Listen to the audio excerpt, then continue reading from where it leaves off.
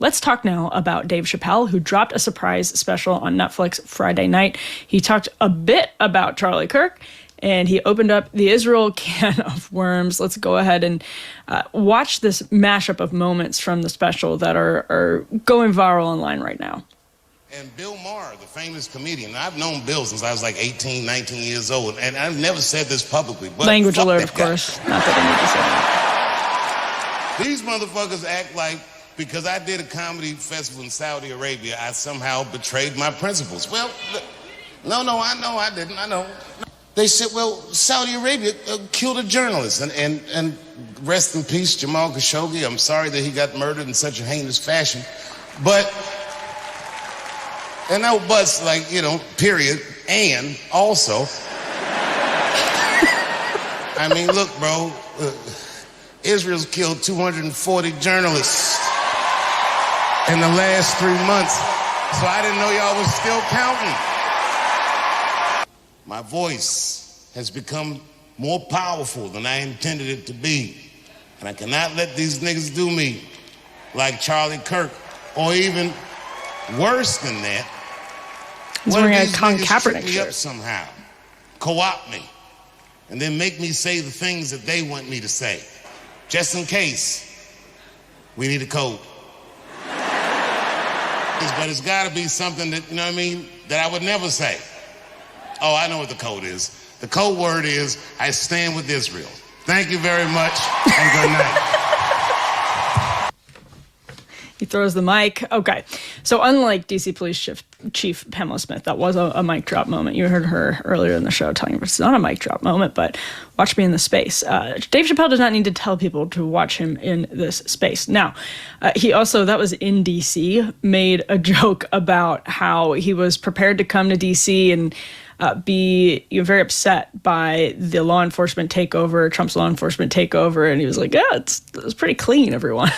This is what you get with Dave Chappelle at his best, which is you cannot in any way whatsoever pin him into one category. You cannot put the man in a box at all. He also referred to Bill Maher, as you heard him there say, F that guy. He also talked about his cracker-ass commentary. And listen, there are two different things happening. On the surface, there's the comedy. And then under the laugh lines, the punchlines, there's the substance of it. And some of the substance, is, the Saudi Arabia stuff. Dave Chappelle doesn't want you to believe necessarily that he's some moral champion. He wants you to believe that he is saying whatever he wants to say, right? That's what he's going for at the end when he's like, we need a code word so that I'm not co-opted. Like, what he wants to be judged by morally is not being told what to say. So if that's his standard as a comedian that he wants the public to judge him by, then he's obviously passing with flying colors. He talked about how he wanted to bring, I think the way he put it was, pussy jokes to the Middle East. Mission accomplished. Dave in Saudi Arabia. And that's he's trying to, if you want to judge him by what he clearly is saying is his standard, which again, is not letting anybody tell him what to say, then Dave Chappelle is passing that. He's doing great. He's one of the greatest that has ever existed at being clever with going in any direction he wants, whether it's politically correct or not. On the other hand, the moral question of Dave Chappelle going to Saudi Arabia and justifying it. I mean, what he's saying basically, and it's a little muddled, which is okay because he's a comedian. But on the one hand, he's saying he doesn't care. On the other hand, he's saying, well, maybe there's something good about Western comedians taking the Saudis' money and making these jokes. There were guidelines. I forget who posted them. I think it was Tim Dillon who posted them at the time about what comedians could and couldn't say during that festival. Like, they weren't allowed to criticize the government, if my memory serves me correctly. And so that is, if you're a comedian and you want to talk about American politics, Chappelle's saying that it's easier for him to talk about politics in Saudi Arabia, this is actually a claim that he's made, than it is here. And it's true, Dave Chappelle has gotten absolutely roasted here for saying completely normal things about American politics, men and women, sex, biology. It's true. Like, he's absolutely gotten roasted for that. But on the other hand, is he justifying Saudi Arabia by saying his critics are hypocrites? Because that may be true, but it is not in and of itself a justification. Do I think he just pointed out correctly a bit of hypocrisy with Bill Maher? Yes. I don't know what Bill Maher, maybe we'll find out soon, what his rebuttal would be to that point. There are certainly ways that you could address it. I don't know how Bill Maher is going to do it.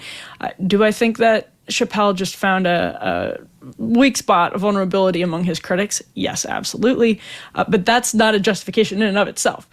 So he's not getting an A+ here on the moral scorecard, but he's also not asking to. And so I wanted to address that, because even when Dave Chappelle is saying things that I don't agree with, what matters is if it's funny. And there are a lot of people on the left who thought Dave Chappelle was woefully misinforming people about biology. I know it's hilarious to think about, for many years, and that he was actively causing harm and potentially even committing acts of violence with his jokes and his words. So, even when Dave Chappelle is in uncomfortable territory for the right, maybe especially when he's in uncomfortable territory for the right, Chappelle is still doing what comedians should, which is transgressing all of the appropriate boundaries. But that doesn't mean you have to give them an A+ on the moral scorecard. You give him an A+ for how he wants to be judged, which is saying whatever the hell he wants. And that's a perfectly acceptable way for a comedian to ask to be judged. Well, over the years, I have been clear about this. I'm not just pro-birth, I am pro-life. And being pro-life means standing with mothers not only before their baby is born, but long after. That is exactly why I partner very proudly with Preborn. Preborn does not just save babies, they make motherhood abundantly possible. They provide free ultrasounds and share the truth of the gospel with women in crisis, and then they stay. With real practical help, including financial support for up to 2 years after the baby is born. This is what true Christ-centered compassion looks like, not just for the baby, but for the mother too. And here's where you can make a difference. Just $28 provides a free life-saving ultrasound. One chance for a mother to see her baby, and when she does, she is twice as likely to choose life. That is amazing. It is so, so powerful, and Preborn is trying to save 70,000 babies this year. So don't just say you're pro-life, live it, help save babies and support mothers today. Go to preborn.com/Emily or call 855-601-2229. That's preborn.com/Emily.